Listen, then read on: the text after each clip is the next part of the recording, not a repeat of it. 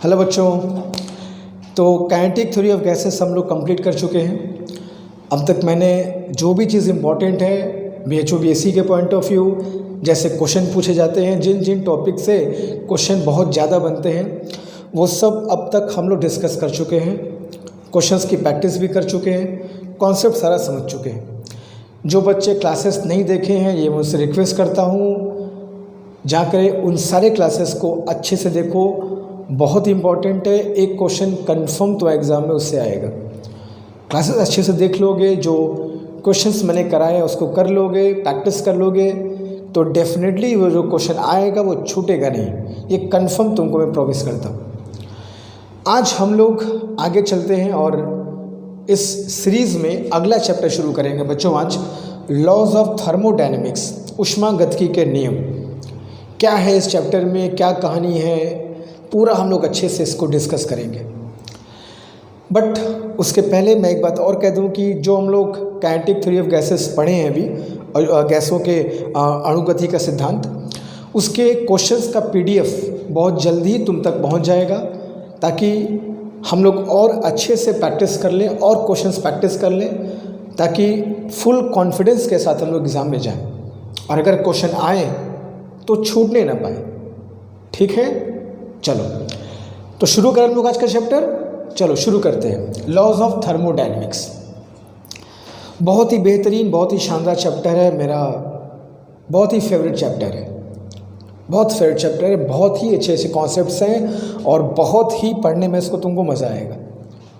और भाई क्वेश्चंस तो एग्ज़ाम में आने ही आने हैं। तुम कोई भी एग्ज़ाम दो बच्चे, कोई भी एग्ज़ाम तुम दो, नीट हो, JEE मेंस हो, BHO BSc हो, कोई भी कंपटीशन एग्ज़ाम तुम दोगे, इंजीनियरिंग या मेडिकल या सिंपल BSc का, लॉज ऑफ थर्मोडायनेमिक्स से क्वेश्चन बनने ही बनने हैं 100%।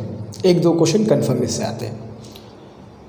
आसान चैप्टर है, कॉन्सेप्चुअल है, मन लगा करके पढ़ोगे डेफिनेटली वो दो क्वेश्चन सॉल्व होंगे। ठीक है, तो चलो शुरू करते हैं। तो सबसे पहला टॉपिक जो हम लोग इस चैप्टर में पढ़ेंगे, या आगे की बातों को बहुत अच्छे से समझने के लिए जो सबसे पहला टॉपिक हमको पढ़ना है बच्चों, वो ये है expression for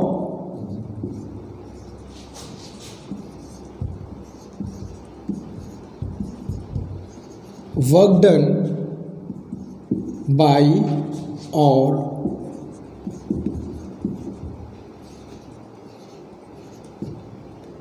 on the gas. Expression for work done by और ऑन द गैस, ये हम लोग को सबसे पहला टॉपिक पढ़ना होगा इस चैप्टर में। हाँ, मैं एक बात फिर जैसा हमेशा कहता हूँ फिर बता दूँ बच्चों, मैं तुमको ये चैप्टर पढ़ा रहा हूँ, ये बहुत ही कॉन्सेप्चुअल, बहुत ही अच्छा चैप्टर है। पढ़ाने में इसको बहुत वक्त लगता है, लेकिन हम लोग BHO BSc और कुछ हद तक नीट एग्जामिनेशन के पॉइंट ऑफ व्यू पढ़ रहे हैं। टू द पॉइंट हिट करेंगे, टू द पॉइंट बात करेंगे, जहाँ से क्वेश्चन गारंटी है कि आना ही आना है, तो कम समय में पूरा चैप्टर कंप्लीट कर लेंगे हम लोग। विधिवत पढ़ना होगा, डिटेल में पढ़ना होगा। क्लास 11th में जब मैं पढ़ाऊँगा तो वहाँ पर आप आगे देखिए, महीनों चलेगा ये हमारा थर्मोडायनेमिक्स। ठीक है, चलो तो expression for work done by और on the gas. First of all, ये सबसे पहले थोड़ा सा बात को समझो बच्चों।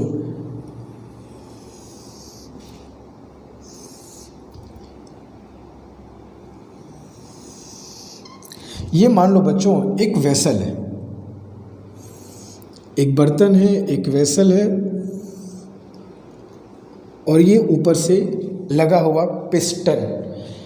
पिस्टन क्या होता है? पिस्टन का सीधी भाषा में बात किया जाए, बोलचाल की भाषा में बचा, ढक्कन, कवर, कैप। एक बर्तन है, एक वेसल है, उसके ऊपर एक कवर है, लीड है, जिसको हम बोलते हैं पिस्टन। ठीक है, सॉरी। तो ये ऊपर से पिस्टन है, और ये जो पिस्टन है बच्चा, ये मूवेबल है, इसको हम फोर्स लगा करके नीचे ऊपर कर सकते हैं। ठीक है, ये मूवेबल है, ये पिस्टन फिक्स नहीं है, ये ऊपर नीचे खिसक सकता है।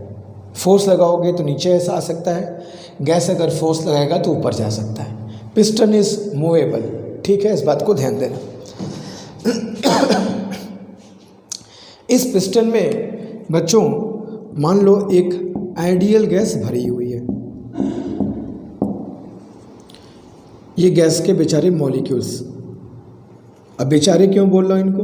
बेचारे इसलिए बोल रहा हूँ, इनको कैद करके तुम्हें रख दिया है, मॉलिक्यूल्स को फ्री होना चाहिए, है ना। चलो, तो ये गैस के मॉलिक्यूल्स हैं जो इस वेसल में भरे हैं, जिसके ऊपर मैंने एक पिस्टन लगा के रखा हुआ है। चलो, तो ये है वेसल बेटा, इसमें गैस भरी हुई है और ऊपर से लगा दिए मैंने एक पिस्टन। कह रहा है expression for work done by और ऑन द गैस। एक गैस के द्वारा या गैस पर जो वर्क डन होता है, गैस के द्वारा किया गया कार्य या गैस पर किया गया कार्य, हम इन दोनों को बात करते हैं। सपोज दैट ये जो पिस्टन है, इस पिस्टन का जो बेटा सरफेस एरिया है वो मान लो है ए, ठीक है। अब एरिया ए मतलब क्या हुआ? ये पिस्टन है, सपोज दैट ये पिस्टन है, ये पिस्टन से गैस को तुम दबा सकते हो, पिस्टन को ऊपर नीचे घिसका सकते हो, ये जैसे इस पिस्टन ऊपर नीचे कर सकते हो।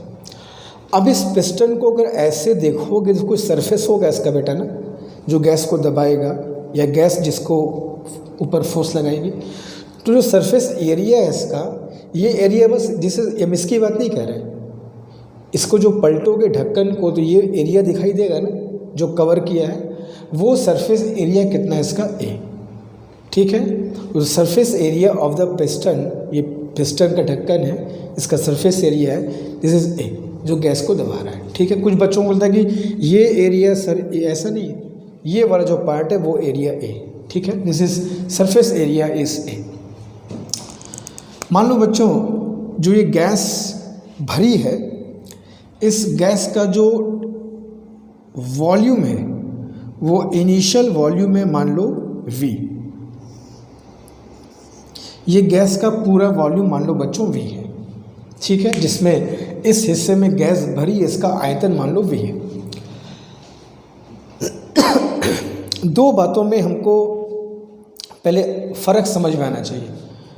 Work done by the gas क्या होता है और work done on the gas क्या होता है, क्योंकि पूरे थर्मोडायनेमिक्स में work done on the gas, work done by the gas की बात डेली बेसिस पे आती रहेगी। तो work done by the gas और work done on the gas, gas द्वारा किया गया कार्य और गैस पर किया गया कार्य, इसको पहले अच्छे से समझ लिया जाए कब होता है और इसमें क्या होता है, तब फिर अपनी कहानी शुरू करते हैं, ठीक है। क्योंकि ये चीज़ एकदम कॉमन है, पूरे थर्मोडायनेमिक्स तुमको आता रहेगा, तो क्यों उसको पहले क्लियर करके फिर आगे बढ़ा जाए। देखो होता क्या है, जैसे मान लो हमने ऊपर से गैस पे एक फोर्स अप्लाई किया, गैस के पिस्टन पर मैंने मतलब जो ऊपर का जो प्रेशर है वो एटमॉस्फेरिक प्रेशर भी हो सकता है, कुछ एक्सटर्नल प्रेशर भी हो सकता है, कुछ भी हो। तो ऊपर से एक फोर्स लगाया गया, प्रेशर लगाया गया सॉरी, और इस पिस्टन को नीचे की तरफ हम धक्का दिए। तो जब इसको बोलते हैं कंप्रेस करना, जो फोर्स लगाओगे पिस्टन पर नीचे इसको दबाओगे, इसको बोलते हैं कंप्रेस करना, दबाना, संपीड़ित करना हिंदी में कहते हो, संपीड़न, कंप्रेशन। जब गैस को ऊपर से फोर्स लगाते हो, नीचे दबाते हो, कंप्रेस करते हो, तो इसका वॉल्यूम क्या होगा? घटेगा कि सर घटेगा? तो ये पिस्टन नीचे आएगा, इसका वॉल्यूम क्या होगा? सर घट जाएगा। तो जब गैस के ऊपर से तुम फोर्स लगाओ और उसको कंप्रेस करके नीचे लाओ, वॉल्यूम में कमी हो, वॉल्यूम डिक्रीज करे, तो उसको बोलते हैं बेटा work done on the gas, gas पर किया गया कार्य। फिर सुन लो, जब गैस के ऊपर से फोर्स लगाओगे और पिस्टन को नीचे मारोगे धक्का, कंप्रेस करोगे और वॉल्यूम घटेगा, तुम करेंगे work done on the gas, मैंने वर्क डन पे वर्क किया है, सॉरी मैंने गैस पर वर्क डन किया है। Work done on the gas किसने किया? भाई जिसने फोर्स लगाया होगा। किसने फोर्स लगाया? जो प्रेशर लगाएगा ऊपर से, वही वर्क डन करेगा। किस पे करेगा? गैस पे करेगा। इसमें क्या होगा सर? कंप्रेशन होगा, संपीड़न होगा, वॉल्यूम घटेगा। क्लियर है? आयतन घटेगा जब भी work done on the gas होगा। तो दूसरा केस क्या हो सकता है? गैस को गर्म करो, यहाँ पे उसको गर्म करो, हीट दो, हीट करोगे, गर्म करो, गैस क्या होगी? फैले। गैस में क्या होगा? प्रसार होगा बच्चों, एक्सपेंशन होता है। जब गैस को यहाँ से गर्म करोगे, यहाँ से उसको एनर्जी दोगे, उसको टेम्परेचर बढ़ाओगे, हीट करोगे, यहाँ से नीचे से कोई फ्लेम ला दो। जैसे मान लो अगर मैं कोई यहाँ पे एक फ्लेम ला दूँ, फ्लेम समझते हो ना? एक फ्लेम ला दूँ तो फ्लेम से क्या होगा सर? ये गैस में एक्सपेंशन होगा, प्रसार होगा, फैलेगा। इसके जो मॉलिक्यूल्स हैं ऊपर जो पिस्टन, उस पर टक्कर मारेंगे, खट खट टक्कर मारेंगे बार बार। जितना ज़्यादा गर्म करोगे मॉलिक्यूल्स बार बार उतना ज़्यादा टक्कर मारेंगे। ये मॉलिक्यूल्स इस पिस्टन पर टक्कर मारेंगे, खट खट टक्कर मारेंगे, और धीमे धीमे पिस्टन क्या होगा बच्चों? ऊपर उठता जाएगा ऐसे। और गैस में क्या होगा? प्रसार, एक्सपेंशन, और वॉल्यूम क्या होगा? बढ़ेगा। बढ़ेगा, कन्फर्म है, कॉमन सेंस की बात है। इसको बोलेंगे। और ये कौन बढ़ाया है? ये जो पिस्टन ऊपर कौन ले गया है? हम तुम ले गए हैं क्या? नहीं, जो गैस के मॉलिक्यूल्स हैं वो पिस्टन को टक्कर मार मार के ऊपर घिसकाए हैं। तो उसको क्या बोलेंगे? Work done by the gas. Clear है? तो भाई जितना उसको हीट दोगे ये मॉलिक्यूल्स का चांस बैठे रहेंगे, इनका एनर्जी बढ़ेगा। याद करो, मॉलिक्यूल्स की एनर्जी किस पे डिपेंड करती है? टेम्परेचर पर। 1/2 kT, सबको याद है फॉर्मूला? लिखोगे, याद है? 1/2 kT। टेम्परेचर बढ़ाओगे, इनकी एनर्जी बढ़ेगी, काइनेटिक एनर्जी बढ़े, खट खट टक्कर मारेंगे, इसका जीना मुश्किल कर देंगे पिस्टन का, इसको भागना पड़ेगा ऊपर, एक्सपेंशन होगा, प्रसार होगा, work done by the gas, volume बढ़ गया। ठीक है? तो जब एक्सपेंशन होगा गैस में, इसको बोलेंगे बच्चा work done by the gas. और जब ऊपर से फोर्स लगाओगे, कंप्रेशन होगा, तो work done on the gas. तो गैस पर किया गया कार्य और गैस द्वारा किया गया कार्य, इनमें बहुत अच्छे से डिफरेंस समझ लो। कुछ बच्चों को दिक्कत होती है, इसलिए मैंने पहले बता दिया कि भाई work done by the gas क्या होगा, work done on the gas क्या होगा। दोनों का फॉर्मूला सेम ही होता है वर्क डन का, बस दोनों में कॉन्सेप्चुअल डिफरेंस है, बाकी फॉर्मूला दोनों का सेम है। तो ये तुम्हारा हो गया बच्चों एक पिस्टन। और ऊपर से मान लो एक फोर्स अप्लाई करते हैं, ऊपर से मैंने एक फोर्स अप्लाई किया और ये इसका सरफेस एरिया मान लो कितना है, ए। ठीक है? या यूँ कहो कि फोर्स अप्लाई किया, या ऊपर से प्रेशर एग्जर्ट किया गया पिस्टन के ऊपर। तो ऊपर से प्रेशर एग्जर्ट करोगे तो प्रेशर से क्या जनरेट होगा? फोर्स। फोर्स से पिस्टन कहाँ आएगा? नीचे की तरफ। इसको हम क्या बोलेंगे? Work done on the gas की बाय द गैस। ये क्या होगा बच्चों? Work done on the gas, compress कर रहा है। ठीक है? तो प्रेशर एग्जर्ट किया, पी सरफेस एरिया, देखना सरफेस एरिया पिस्टन का, ये सरफेस एरिया है, और इसके ऊपर मैंने ऊपर से प्रेशर लगाया पी, ऊपर से प्रेशर पी लगाया ताकि पिस्टन क्या है? पिस्टन नीचे जाए। ठीक है? इसका सरफेस एरिया कितना था? ए। तो मान लो बच्चों ये पिस्टन नीचे खिसका और नीचे खिसक के यहाँ आ गया, इतना डिस्प्लेसमेंट वो नीचे की तरफ खिसक गया, dx मतलब बहुत स्मॉल सा डिस्प्लेसमेंट, इन्फिनिटेसिमली स्मॉल डिस्प्लेसमेंट। और इस पूरे डिस्प्लेसमेंट के दौरान मैंने ये मान लिया कि जो प्रेशर भाई साहब है कांस्टेंट है, यहाँ से यहाँ तक लाने में प्रेशर कांस्टेंट है, कांस्टेंट प्रेशर के थ्रू dx डिस्प्लेसमेंट दिया है। ठीक है? तो we can say force applied by piston on the gas। ये पिस्टन गैस, जब पिस्टन नीचे आएगा तो गैस पर फोर्स अप्लाई करेगा, मॉलिक्यूल्स पर, गैस मतलब मॉलिक्यूल्स पर फोर्स अप्लाई करेगा, तब तो कंप्रेस करेगा। तो हमने प्रेशर लगाया पिस्टन पे, पिस्टन प्रेशर लगाएगा गैस पे। समझ रहे हो? हमने पिस्टन को प्रेस किया, पिस्टन गैस को प्रेस करेगा।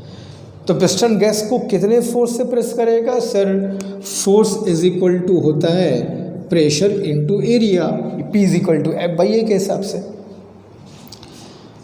If piston is displaced by dx। मान लो पिस्टन बच्चों dx डिस्प्लेसमेंट नीचे आ गया, बहुत छोटा सा। देयरफॉर वर्क डन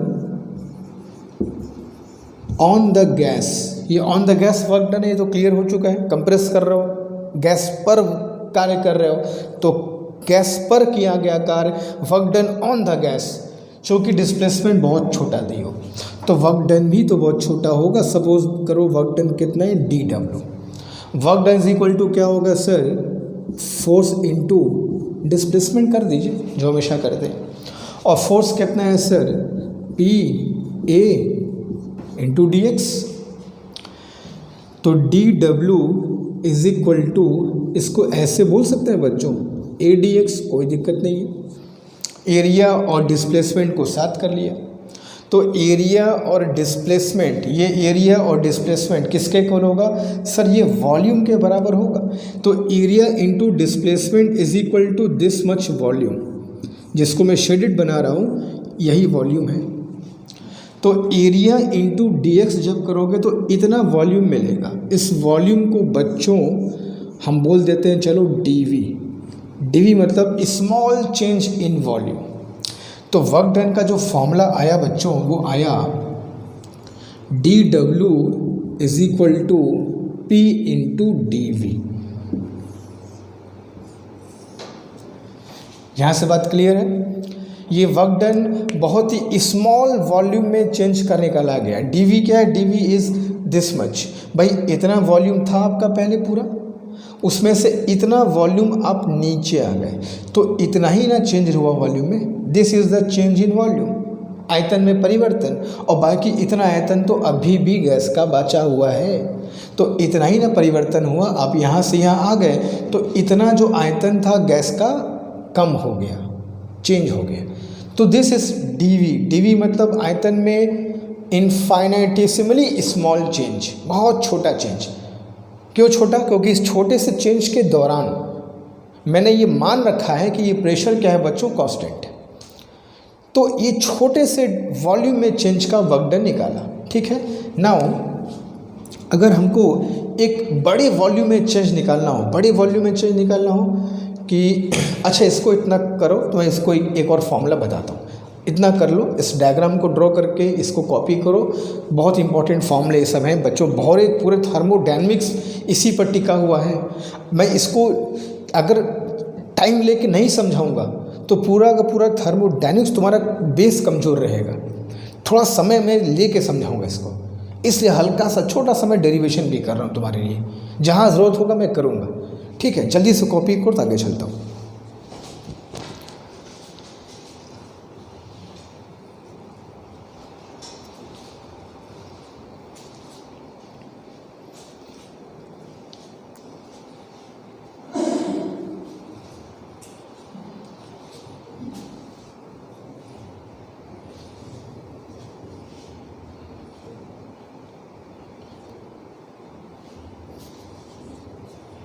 ओके, तो स्क्रीनशॉट सब ले लिए होंगे इसका। तो आगे चलते हैं हम लोग।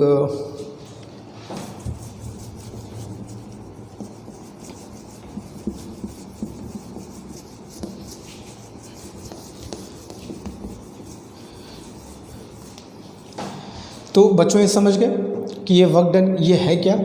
इस पिस्टन को यहाँ से यहाँ तक तुम जो ले करके आए हो, तो तुमने गैस पर वर्क किया है। You have done the work on the gas.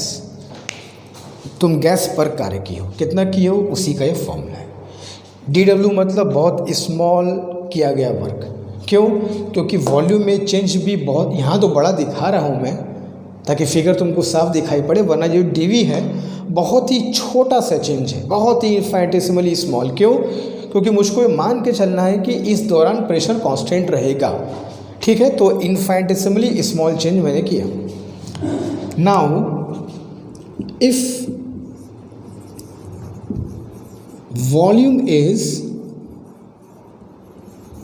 Changed from V1 to V2, अगर वॉल्यूम में बच्चों V1 से V2 बड़ा चेंज हो, dV तो छोटा सा चेंज है इनफिनिटेसिमल, अगर फाइनाइट चेंज हो कि भाई V1 से V2 तक चेंज करना है, तो हो सकता है कि उस दौरान प्रेशर भाई साहब कांस्टेंट न रहे, हो सकता है प्रेशर बदले।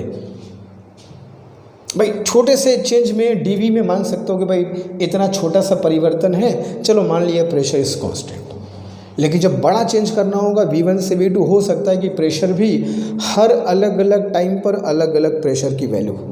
तो ऐसे कंडीशन में जो टोटल वक्त निकालना होगा V1 से V2 बड़े चेंज के लिए, तो छोटे से चेंज के लिए छोटा सा चेंज है। अगर बड़े आयतन में परिवर्तन हो रहा है, ज़्यादा चेंज हो रहा है, भयानक चेंज हो रहा है वॉल्यूम में कह सकते हो, तो उस कंडीशन में जो वर्क डन होगा, in that condition the work done W will be, integration करना पड़ेगा तुमको बच्चों P dV का, कहाँ से कहाँ तक, V1 से लेकर के V2 तक।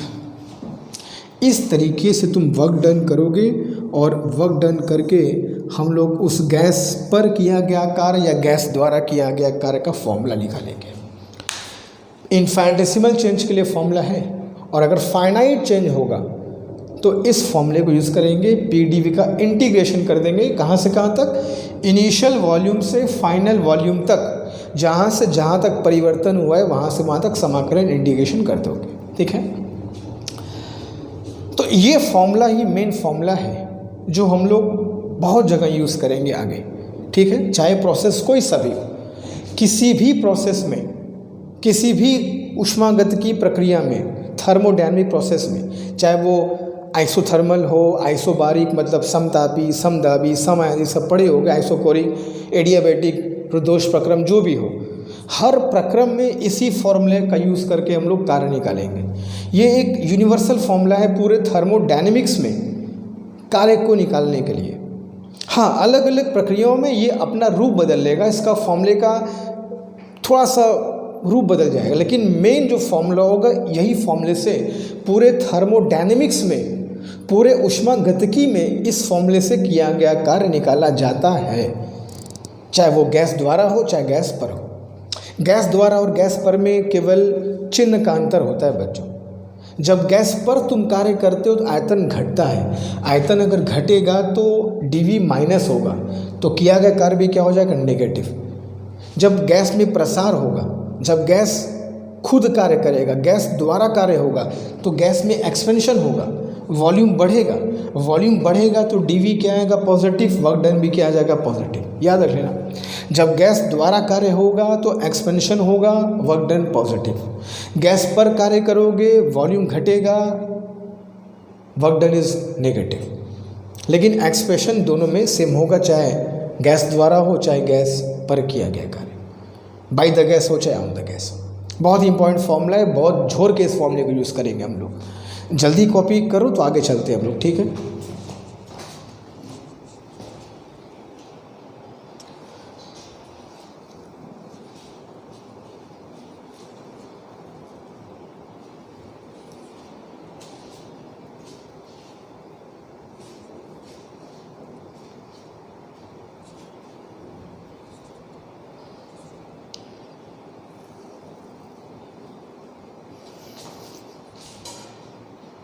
ओके, तो सबने कॉपी कर लिया होगा बच्चों, तो आगे चलते हैं हम। अच्छे से बात समझ में आ गई? नहीं समझ में आया हो तो मुझको बताना कि किस पॉइंट पर तुमको दिक्कत हुई है, क्योंकि ये जानना work done by the gas या work done on the gas, thermodynamics शुरू करने के पहले, अलग अलग डिफरेंट प्रोसेस, डिफरेंट लॉस पढ़ने के पहले ये बात को जानना बहुत ज़रूरी है कि भाई किया गया कार्य गैस द्वारा और गैस पर का क्या मतलब होता है, क्या इसका एक्सप्रेशन होता है, कैसे इसको हम लोग निकालते हैं। ठीक है, चलो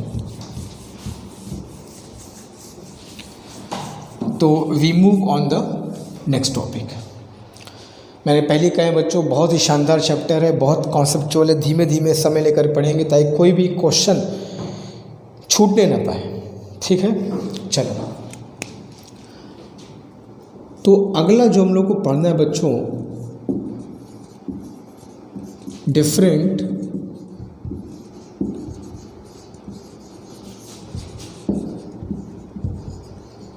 थर्मोडायनेमिक प्रोसेस,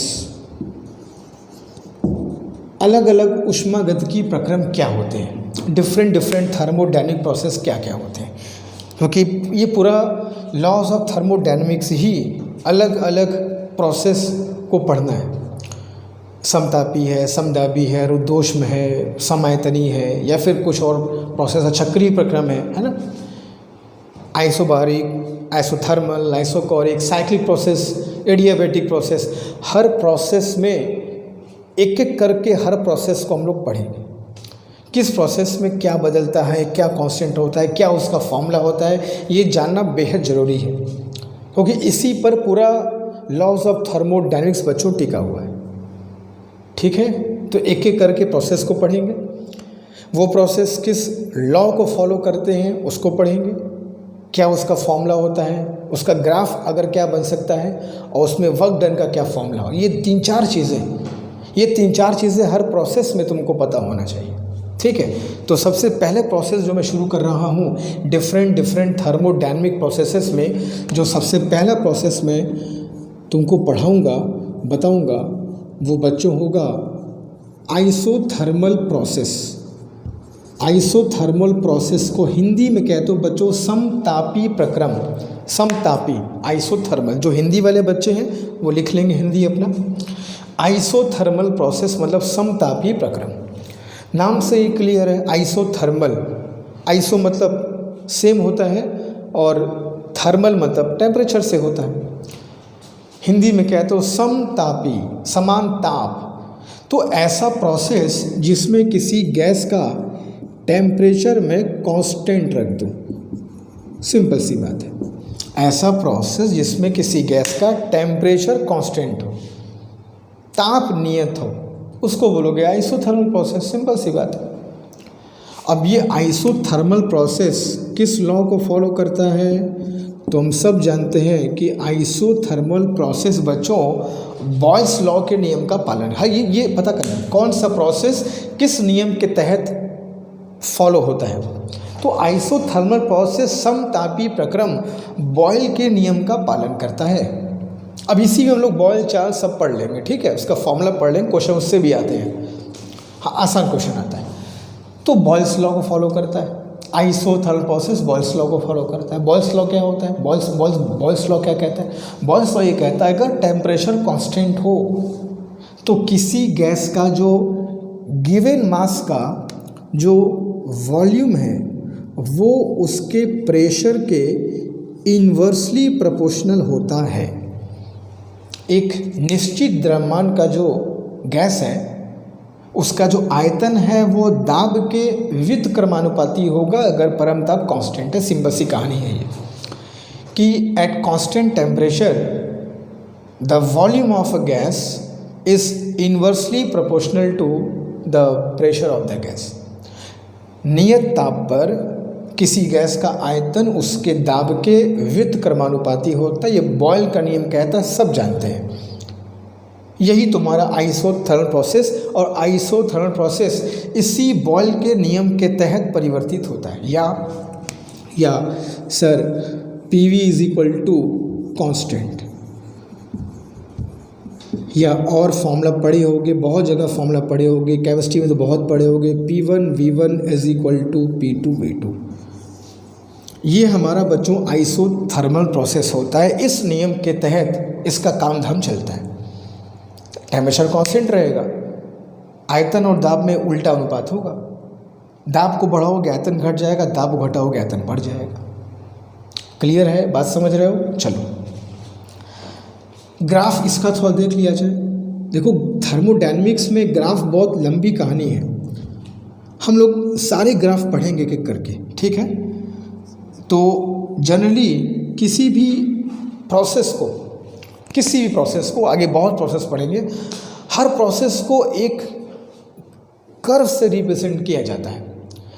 कर्व तो बहुत हो सकते हैं, लेकिन जनरली जो हम लोग बात करेंगे वो PV डायग्राम की बात करेंगे, प्रेशर और वॉल्यूम के बीच। अभी बहुत बात करेंगे, अभी प्रेशर और टेम्परेचर की बात भी करेंगे, टेम्परेचर वॉल्यूम की बात भी करेंगे, मगर the very important graph is PV।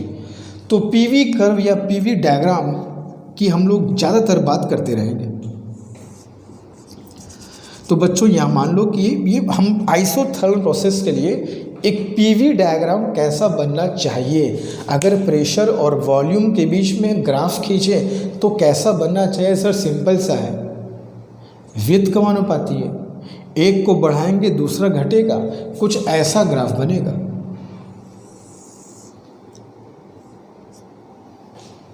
याद रखना बच्चों, वॉल्यूम को बढ़ा रहे हो, इधर जाओगे तो वॉल्यूम घट रहा है और प्रेशर क्या हो रहा है? घट रहा है।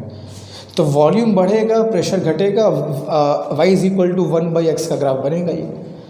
तो अगर आइसोथर्मल प्रोसेस को, फिर सुन लो, आइसोथर्मल प्रोसेस को, समतापी प्रक्रम को अगर पीवी डायग्राम में दिखाना हो तो एक वक्र की तरह दिखाओगे, एक घटेगा दूसरा तुम्हारा बढ़ता जाएगा। स्ट्रेट लाइन नहीं, ये कर्व बन करके आएगा। याद रखना, आई रिपीट, ये कर्व बन करके चलेगा। और इसका एक और ग्राफ भी कभी कभी पूछा जाता है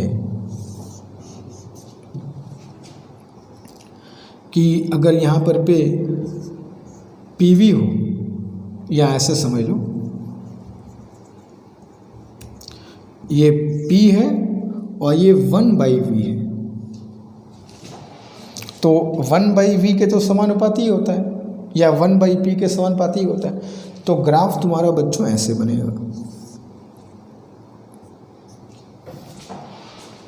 ठीक है, स्ट्रेट लाइन बन जाएगा। तो P प्रोपोर्शनल टू, याद रखना PV ग्राफ है कि P इंटू 1/V ग्राफ है, इस बात को समझना, ठीक है। इस बात को अगर नहीं समझोगे तो थोड़ा सा दिक्कत आ सकती है, ठीक है। थोड़ा स्ट्रेट मुझको नहीं लग रहा, इसलिए मैंने बना दिया ये है। तो अगर प्रेशर और वॉल्यूम के बीच हो तो कर्व बनेगा, और प्रेशर और 1/V के बीच स्ट्रेट लाइन। क्यों? मैं इसको दो तरीके से कह सकता हूँ कि V P के इनवर्स प्रोपोर्शनल है, या V 1/P के प्रोपोर्शनल है, कह सकते हो ना। तो अगर मैं, या इसको ऐसे भी कह सकते हो यार, इतना परेशान मत हो, बात एक ही है। और चाहिए कहो तो P V के इन्वर्सली प्रोपोर्शनल है और 1/V के प्रोपोर्शनल है। तो P और V का ग्राफ खींचोगे तो कर्व आएगा, लेकिन P और 1/V का ग्राफ खींचोगे, क्योंकि P 1/V के प्रोपोर्शनल है, तो 1/V के प्रोपोर्शनल ग्राफ कैसा आएगा? स्ट्रेट लाइन आएगा, ठीक। ये थोड़ा सा कन्फ्यूज़न बच्चों को होता है, इससे मैं समझा दे रहा हूँ कि भाई ये है, ठीक है। याद रखना कि अगर मैं P और V के बीच ग्राफ खींचूंगा तो स्ट्रेट लाइन, सॉरी कर्व, और P और 1/V के बीच ग्राफ खींचूंगा तो स्ट्रेट लाइन।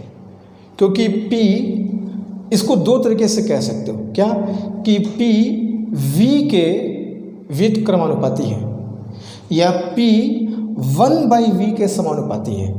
तो जब P और V की बात करोगे तो विद क्रमानुपाती संबंध दिखाना, और जब P और 1/V की बात करोगे तो समानुपाती संबंध दिखाओगे, स्ट्रेट लाइन ग्राफ दिखाओगे, ठीक है, समझ गए।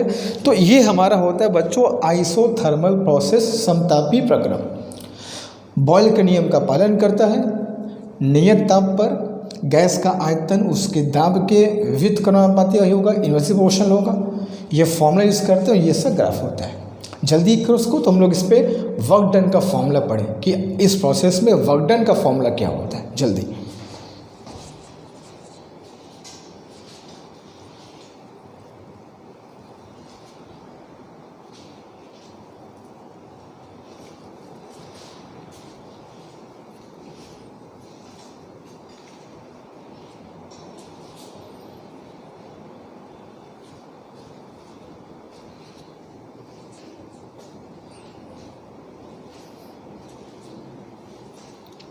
हो गया सबको बच्चों?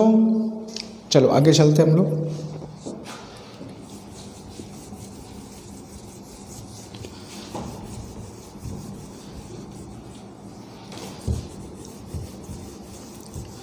अब इसमें वर्क डन कैसे निकालें सर? वर्क डन निकाल के बताइए, वर्क डन कैसे निकालेंगे इस प्रोसेस में? क्योंकि मैंने कहा हर प्रोसेस में 2-3 बातें पता होना चाहिए। पहला, एक प्रोसेस किस नियम को फॉलो करता है, पहला बात पता कर लो। दूसरा बात, उस प्रोसेस का ग्राफ कैसे बनता है, स्पेशली पीवी ग्राफ। मैं एकदम ठीक BHU BSc की तरफ चल रहा हूँ, जो BHU BSc जिधर भागता है मैं वहाँ भाग रहा हूँ। तो पहला चीज़ किस लॉ को फॉलो करता है, दूसरा उसका पीवी ग्राफ कैसा बनता है, तीसरा उस प्रक्रिया में किया गया कार्य का क्या फॉर्मूला होता है, वर्क डन का क्या फॉर्मूला होता है। देखो होता क्या है कि अभी हम पढ़े हैं कि वर्क डन किसी भी प्रोसेस में, फॉर्मूला पढ़ाया मैंने अभी P dV V1 to V2, किसी भी प्रोसेस में मैंने कहा था कि ये फॉर्मूला किसी भी प्रोसेस में यूज़ होगा, चाहे कोई प्रोसेस हो, ठीक है। हाँ, अब अलग अलग प्रोसेस के हिसाब से ये फॉर्मूला थोड़ा सा फॉर्म बदल लेगा, लेकिन शुरुआत यहीं से करेंगे जो शुरू पढ़ चुके हम लोग। In isothermal process since PV is equal to nRT होता है, कोई दिक्कत नहीं है। तो सर यहाँ से P is equal to nRT by V बोल सकते हैं, हाँ सर बोल सकते हैं, और P यहाँ सब्स्टिट्यूट कर दीजिए। तो W इज इक्वल टू क्या आ जाएगा sir, W is equal to आ जाएगा इंटीग्रेशन, मैं वहाँ लिख दे रहा हूँ, शायद यहाँ पर दिखाई नहीं पड़ रहा होगा। Therefore work done is equal to integration P के बदले क्या लिखोगे sir, nRT by V TV from initial volume to final volume. Now W is equal to sir number of mole तो कांस्टेंट है, क्योंकि किसी भी गैस के गिवन अमाउंट की बात करते हैं, for a given amount of gas n constant है, R तो गैस कांस्टेंट है, और T इसलिए कांस्टेंट है क्योंकि प्रोसेस कैसा है सर, आइसोथर्मल प्रोसेस। तो N कांस्टेंट है, R कांस्टेंट है और T कांस्टेंट है, क्योंकि समतापी में तो ताप नियत ही होता है। तो सर कांस्टेंट चीज़ को बाहर निकाल लिया करिए, इंटीग्रेशन कर रहे हैं आप, 1/V को छोड़ दीजिए, dV V1 से V2। अब बायो वाले परेशान मत होना, इंटीग्रेशन तुमको करना नहीं है, जो लास्ट फॉर्मूला आएगा बस वो याद रख लेना, ठीक है। So W is equal to nRT as it is. Sir 1/x का dx log x, integration log x होता है ना, तो 1/v का इंटीग्रेशन होगा सर log v हो जाएगा बेस e पर। अब इसके बाद क्या करेंगे सर, इसके बाद W is equal to nRT, एक बार upper limit minus lower limit, तो log V2 base E minus log V1 base E। अच्छी बात है sir. W is equal to nRT log M minus log N, sir log M by N होता है, कोई दिक्कत नहीं है, बेस E, ठीक है।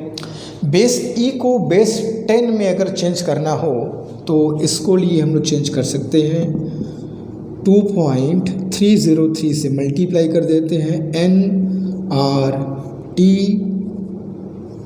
log V2 by V1 to the base 10। ये बच्चों वर्क डन का फॉर्मूला होता है एक आइसोथर्मल प्रोसेस में। घबराना मत, तुमको ये सब इंटीग्रेशन करने की जरूरत नहीं है, मैथमेटिक्स नहीं पढ़ना है, हमको सिर्फ इस फॉर्मूले को याद रखना है। समतापी प्रक्रिया में किए गए कार्य का सूत्र है ये, n नंबर ऑफ मोल है, R गैस कांस्टेंट है, T ताप है, और log V2 by V1 base 10। अच्छा, इसको हम लोग प्रेशर के फॉर्म में लिखें तो इसको ऐसे भी बोल सकते हो, 2.303 nRT log P1 by P2 base 10। ये प्रेशर के फॉर्म में है। अब कुछ बच्चों को परेशानी कि सर ये कहाँ से आ गया, प्रेशर कहाँ से आ गया। अरे बच्चों इतना मत घबराओ, P1 V1 is equal to P2 V2 होता है, हाँ सर होता तो है, यहीं से लाए हो बच्चों इसको। V2 बाई V1 करोगे तो P1 बाई P2 नहीं आ जाएगा इसके जगह। तो ये प्रेशर के फॉर्म में है, ये वॉल्यूम के फॉर्म में है। हाँ, ज़्यादातर वॉल्यूम वाला ही हम लोग यूज़ करेंगे मोस्ट ऑफ द टाइम, लेकिन पता होना चाहिए फॉर्मूला भी होता है। एक बार केमिस्ट्री के पेपर में देखा गया था कि समतापी प्रक्रम में किए गए कार्य का सूत्र पूछा गया था, work done in isothermal process का एक्सप्रेशन पूछा गया था। सिर्फ और सिर्फ ये फॉर्मूला तुमको लिखना था वहाँ, मतलब ऑब्जेक्टिव क्वेश्चन था। तो ये होगा बच्चों work done in isothermal process. बहुत ही इंपॉर्टेंट फॉर्मूला है, याद रखना बच्चों। अंतिम आयतन बटे प्रारंभिक आयतन, N number of mole, R gas constant, T is temperature in Kelvin. जो मेन फॉर्मूला था वहाँ से स्टार्ट किए। मेन तो ये फॉर्मूला तो हर जगह यूज़ होगा ना, लेकिन आइसोथर्मल प्रोसेस में ये फॉर्मूला बदलते बदलते बदलते बदलते ये रूप ले लिया। तो है तो मेन फॉर्मूला यही, लेकिन जब भी आइसोथर्मल प्रोसेस की बात आएगी इसी फॉर्मूले को यूज़ किया जाएगा। ठीक है, जल्दी करो, आगे चलते हैं।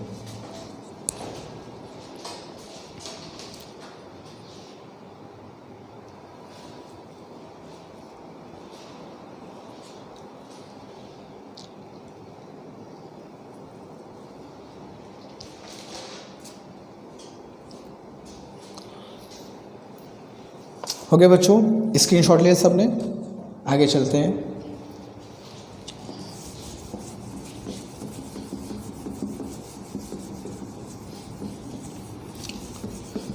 तो अब हम लोग इसमें डिफरेंट थर्मोडायनेमिक प्रोसेस में आइसोथर्मल प्रोसेस समतापी प्रक्रम किस नियम का पालन करता है? सर बॉयल के नियम का पालन करता है। ग्राफ कैसा होता है? सर ग्राफ ही पढ़ लिया हमने। वर्क डन का फॉर्मूला क्या होता है? सब वर्क डन का फॉर्मूला ही पढ़ लिया हमने। अब चलते हैं दूसरी, ये तीन चीज़ देखना है, किस लॉ को फॉलो करता है, उसका पीवी डायग्राम क्या होगा, उसमें किया गया वर्क का फॉर्मूला क्या होगा। ये तीन बात ध्यान रखनी है हर प्रोसेस में। तो उसी क्रम में दूसरा प्रोसेस है बच्चों आइसोबारिक प्रोसेस। आइसोबारिक प्रोसेस मतलब समदाबी प्रक्रम, जिसमें दाब नियत हो, मतलब प्रेशर कांस्टेंट हो। तो सर आइसोबारिक प्रोसेस का मतलब एक ऐसा प्रोसेस जिसमें किसी गैस का सर प्रेशर कांस्टेंट कर दीजिए, दाब नियत कर दीजिए। कर देंगे भाई, क्या दिक्कत है? तो दाब अगर नियत कर देंगे तो सर वो किस नियम को फॉलो करेगा? सर वो चार्ल्स के नियम का पालन करेगा। It follows the Charles law. Isobaric process जो है बच्चों चार्ल्स लॉ को फॉलो करता है। चार्ल्स लॉ के हिसाब से इसमें घटनाएं घटती हैं, परिवर्तन होगा, चेंजेस होंगे।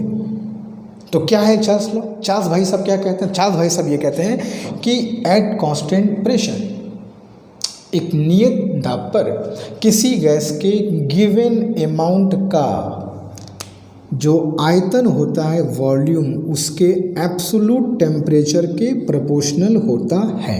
सीधी सपाट बात।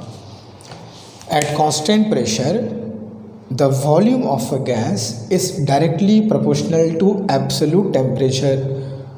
नियत दाब पर किसी गैस का आयतन उसके परम ताप के समानुपाती होता है। ये चार्ल्स का नियम है और यही समदाबी प्रक्रम फॉलो करता है। समदाबी में इसी के हिसाब से घटनाएं घटेंगी। टी को बढ़ाओगे वी घटेगा, टी घटाओगे वी घटेगा, पी बेचारा कांस्टेंट रहेगा। ठीक है, और या ये फॉर्मूला पढ़े होगे कि sir V by T is equal to constant. इसी फॉर्मूले को बहुत बार यूज़ किए होंगे, या सर इस फॉर्मूले को भी यूज़ किए हैं, V1 by T1 is equal to V2 by T2। तो बच्चों जो जो चार्ल्स लॉ है वो इस नियम के तहत अपना रूप बदलेगा, परिवर्तन होगा। ठीक है, अब आते हैं ग्राफ। ग्राफ क्या होगा? मैं तीन बातें कही कि इसका लॉ, पीवी डायग्राम और वर्क डन। हर प्रोसेस का एटलीस्ट पीवी डायग्राम पता होना चाहिए, हर प्रोसेस का। अच्छे से रहोगे, अगर पता होगा तो अच्छे से रहोगे, लोग क्वेश्चन कर लोगे। प्रेशर कांस्टेंट है सर, पीवी डायग्राम कैसा बनेगा? सबको पता है, एक स्ट्रेट लाइन बनेगा। अगर प्रेशर कांस्टेंट है, तो ये बताइए क्या प्रेशर घटे बढ़ेगा क्या? अरे क्या बात करते हैं सर, अगर प्रेशर कांस्टेंट है तो ये प्रेशर कांस्टेंट कब होगा? जब एकदम सीधा ग्राफ जाएगा। तो आइसोबारिक प्रोसेस पीवी डायग्राम में ऐसा ही बनेगा, याद रखना, रट लो, दिमाग में बैठा लो, पिक्चर खींच के यहाँ रख लो। ये सब इतने इम्पॉर्टेंट है। बहुत छोटी छोटी बातें मैं समझाता हूँ और छोटी छोटी बात जिनको क्लियर है वही बड़ा काम करेंगे। बेस बनेगा तब ना भाई इमारत खड़ी होगी बच्चों। तो आइसोबारिक प्रोसेस में पीवी डायग्राम प्रेशर एक्सिस के समांतर, क्यों? क्योंकि प्रेशर कांस्टेंट है ना, ऊपर ना नीचे, एकदम सीधा। हाँ, आयतन घट बढ़ सकता है, आगे भी जा सकता है, पीछे भी आ सकता है, जो भी हो उसके हिसाब से टेम्परेचर भी घट बढ़ सकता है, प्रोपोर्शनल है। लेकिन प्रेशर भाई साहब कांस्टेंट रहेंगे। पीवी डायग्राम में प्रेशर के समांतर एक और आयतन के समांतर और प्रेशर कांस्टेंट होगा। आइसोबारिक प्रोसेस में पीवी डायग्राम ऐसा बनेगा, पिक्चर खींच के यहाँ बैठा लो, ठीक है। लॉ हो गया, ग्राफ हो गया, अब वर्क डन। पीवी डायग्राम में वर्क डन का फॉर्मूला क्या होगा? तो वर्क डन का फॉर्मूला सर यूज़ तो वही करेंगे चाहे कोई प्रोसेस हो, P D V from V1 to V2, use तो वही करेंगे। मैंने पहले ही कहा है, स्टार्टिंग में जो फॉर्मूला है वही यूज़ करना है। सर प्रेशर कांस्टेंट है ना, तो प्रेशर कांस्टेंट और प्रेशर कांस्टेंट चीज़ को बाहर निकाल लीजिए, निकाल लीजिए बाहर, प्रेशर कांस्टेंट है। सर डीवी का इंडिकेशन क्या होगा? सर V होगा। लिमिट क्या होगी? सर V1 से V2 होगी। सो W इज इक्वल टू क्या होगा? सर P कांस्टेंट है, एक बार अपर लिमिट रख दीजिए, एक बार लोअर लिमिट रख दीजिए, रख दिया मैंने। और ये जो P2 और ये V2 माइनस V1 है, ये किसके बराबर होगा? सर ये डेल्टा V के बराबर होगा। तो ये फॉर्मूला है हमारा बच्चों एक समदाबी प्रक्रम में किया गया कार्य, जहाँ P क्या है? प्रेशर जो कांस्टेंट रहेगा, और डेल्टा V क्या है? सर वॉल्यूम में चेंज, आयतन में परिवर्तन, V2 माइनस V1। अच्छा, चूँकि PV is equal to NR delta T होता है। अगर वॉल्यूम में चेंज करोगे तो टेम्परेचर में चेंज आएगा, क्योंकि प्रोपोर्शनल होते हैं, ठीक है। तो इस फॉर्मूले को P डेल्टा V के बदले NR डेल्टा T भी यूज़ कर सकते हो।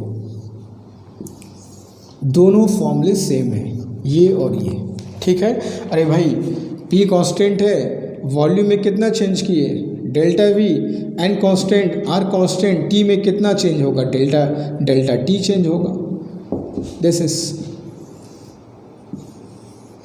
है कि नहीं भाई? प्रेशर कांस्टेंट है, वॉल्यूम में चेंज कितना किए? डेल्टा V, N कांस्टेंट है, R कांस्टेंट है, T में कितना चेंज होगा? Delta T।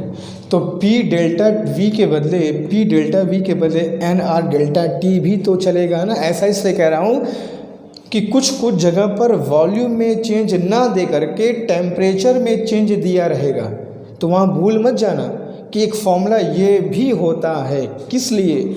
आइसोबारिक प्रोसेस में किया गया कार्य निकालने के लिए। अगर वॉल्यूम में चेंज दिया होगा तो ये फॉर्मूला, टेम्परेचर में चेंज दिया होगा तो ये फॉर्मूला, सिंपल है। क्लियर है? आइसोबारिक प्रोसेस समदायी प्रक्रम चार्ल्स लॉ को फॉलो करता है। ये इसका पीवी डायग्राम होता है और ये इसका किया गया कार्य का फॉर्मूला होता है। 3 चीज़, लॉ, ग्राफ और वर्क डन, ठीक है। जल्दी से करो, आगे चलते हैं आइसोकोरिक प्रोसेस पर।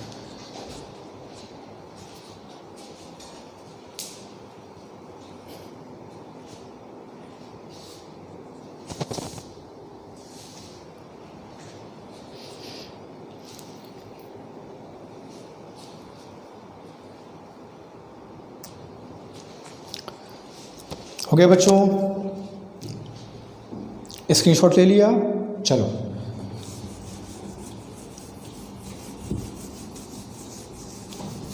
आगे चलते हैं, देखते हैं तीसरा प्रोसेस क्या होता है इसका।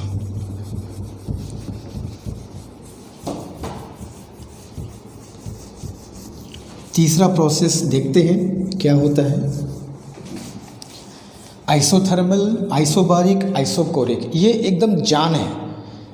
आइसोथर्मल, आइसोबारिक, आइसोकोरिक, ये एकदम जान है। ये तीनों प्रोसेस एकदम अच्छे से पता होना चाहिए। Third is sir isochoric process. Isochoric process का मतलब होता है बच्चों सम आयतनी प्रक्रम, सम आयतनी आइसोकोरिक। नाम से ही क्लियर है, आइसोकोरिक, सम आयतनी।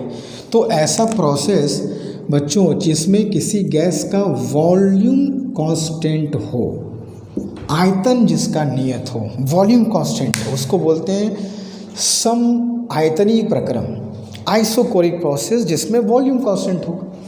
और वॉल्यूम कांस्टेंट होगा तो भाई ये किसी नियम का पालन करेगा क्या सर, फॉलो करेगा क्या? बिल्कुल फॉलो करेगा। किस लॉ को फॉलो करेगा बच्चों? इसको बोलते हैं गै-लुसाक्स लॉ। ये जो है गै-लुसाक के नियम का पालन करता है। आइसोथर्मल बॉयल्स का, आइसोबारिक चार्ल्स का, आइसोकोरिक गै-लुसाक के नियम का पालन करता है। गै-लुसाक्स लॉ ऑफ प्रेशर। क्या होता है गै-लुसाक्स लॉ? गै-लुसाक्स लॉ ये कहता है कि एट कांस्टेंट वॉल्यूम, जब आयतन नियत होता है किसी गैस का, तो उसका प्रेशर जो होता है भाई साहब वो उसके एब्सोल्यूट टेम्परेचर के प्रोपोर्शनल होता है। At constant volume pressure of a gas is proportional to absolute temperature of given amount of gas. नियत आयतन पर गैस के निश्चित द्रव्यमान के लिए उसका दाब उसके ताप के समानुपाती हो गए। सब अच्छे से पढ़ लो बेटा, पूरा कहानी इसी पर चलेगा। आइसोथर्मल, आइसोबारिक, आइसोकोरिक और भी हैं मगर ये बेस है। तो एट कांस्टेंट वॉल्यूम गै-लुसाक्स लॉ को फॉलो करेगा गैस जिसमें आयतन, जिसमें दाब और ताप समानुपाती होंगे। या P/T is equal to constant होगा, या more commonly P1/T1 is equal to P2/T2 होगा। ये सब फॉर्मूले से क्वेश्चंस बनते हैं कभी कभी। ग्राफ क्या होगा सर? सर ग्राफ क्या होगा इसका? ग्राफ की बात अगर करोगे तो ग्राफ की बात कर लिया जाए। ग्राफ बहुतों के बीच बन सकता है, मगर मैं बार बार कह रहा हूँ पहले पीवी डायग्राम समझो। ऐसा नहीं कि पीवी क्या और कुछ पढ़ना नहीं है, खूब पढ़ना है और खूब आता भी है, लेकिन पहले पीवी समझो। पीवी ग्राफ अगर समझ जाओगे बाकी चुटकियों में सब आता जाएगा। ठीक है, और भी ग्राफ आएंगे मगर पीवी कैसा तो इम्पॉर्टेंट है। इसी पर बाकी कहानी हम लोग इसी पर बैठा के चलते चलेंगे। तो आइसोकोरिक प्रोसेस में वॉल्यूम कांस्टेंट है, तो सर ग्राफ कैसा बनेगा? अगर वॉल्यूम कांस्टेंट है तो वॉल्यूम को मत बढ़ाओ, एक स्ट्रेट लाइन दिखाओ जो दाब अक्ष के समांतर हो, जो प्रेशर एक्सिस के पैरेलल हो। तो प्रेशर एक्सिस के पैरेलल, ये हो गया तुम्हारा एक आइसोकोरिक प्रोसेस। प्रेशर बढ़ सकता है, प्रेशर घट सकता है, मगर वॉल्यूम ना घटेगा, बढ़ेगा ना वॉल्यूम ना घटेगा। ग्राफ एक स्ट्रेट लाइन आएगा। याद रख लेना, बैठा लो दिमाग में कि आइसोकोरिक प्रोसेस में पीवी डायग्राम कैसा बनता है। याद रख लो, आइसोथर्मल में कर्व, आइसोबारिक में वॉल्यूम के पैरेलल, आइसोकोरिक में प्रेशर के पैरेलल। अच्छे समझ लो, यही सब तुमको इम्पोर्टेंट चीज़ है। ठीक है, अब आते हैं वर्क डन, किया गया कार्य। वर्क डन का फॉर्मूला मैं बार बार कह रहा हूँ सर, वही यूज़ करेंगे। Integration P dV V1 to V2, लेकिन वॉल्यूम कांस्टेंट है। तो वॉल्यूम कांस्टेंट होने का मतलब कि यहाँ पर dV क्या होगा? 0 होगा। अगर dV 0 होगा तो जाहिर सी बात है बच्चों, आइसोकोरिक प्रोसेस का वर्क डन भी क्या होगा सर? 0 होगा। याद रखना, बहुत इंपॉर्टेंट फैक्ट है, एकदम भूलना नहीं चाहिए। सम आयतनीय प्रक्रम में किया गया कार्य शून्य होता है, क्योंकि आयतन में परिवर्तन शून्य होता है, क्योंकि आयतन नियत होता है। ठीक है, बात समझ गए? Constant isochoric process volume constant होता है, गै-लुसाक के लॉ को फॉलो करता है। ग्राफ कैसा बनता है? वर्क डन 0 हो। 3 चीज़ का बात याद रखना, किस लॉ को फॉलो करता है, पीवी डायग्राम का शक्ल क्या बनेगा, वर्क डन क्या होगा। 3 चीज़ अच्छे से समझ गए। हर ग्राफ का लॉ, पीवी डायग्राम और वर्क डन, इन 3 को अगर समझ गए तो तुम आधा थर्मोडायनेमिक्स तुम्हारा हो गया। एकदम कंफर्म बता रहा हूँ। ठीक है, बात समझ रहे हो? चलो, तो आज बच्चों यहीं पे मैं स्टॉप करूँगा तुम्हारा क्लास। आइसोथर्मल प्रोसेस पढ़ लिए, आइसोबारिक प्रोसेस पढ़ लिए, आइसोकोरिक प्रोसेस पढ़ लिए। हर प्रोसेस के बारे में क्या फॉलो नियम होता है, ग्राफ कैसे बनेगा, वर्क डन क्या होगा, सब पढ़ ली। बस इसको याद रखना, भूलोगे तो गड़बड़, अच्छे से याद रख लो बस।